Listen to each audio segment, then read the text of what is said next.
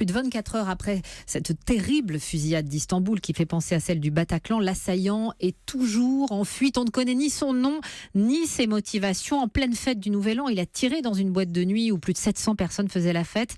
Parmi les 39 morts, une franco-tunisienne.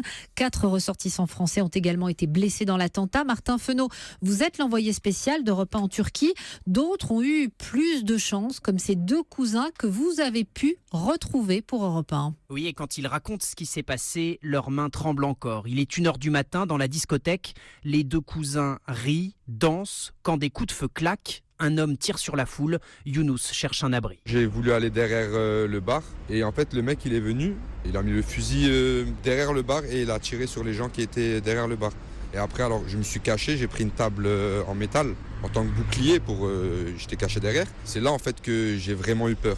Je me suis dit ça y est, c'est la fin. J'ai pensé au Bataclan, j'ai pensé à plein de trucs. C'était identique, c'était la même chose. Par terre, il y avait que du sang. C'était vraiment un carnage. Youssouf, lui, est caché derrière un canapé. Il appelle discrètement son cousin avec son téléphone alors que l'homme continue de tirer. Il m'a dit de bien rester caché, que lui, il était aussi caché, qu'il était en lieu sûr. J'entendais en fait les impacts des balles en fait cognées quoi. Ça s'arrêtait pas, il n'y avait pas d'attente où le bruit du fusil s'arrête.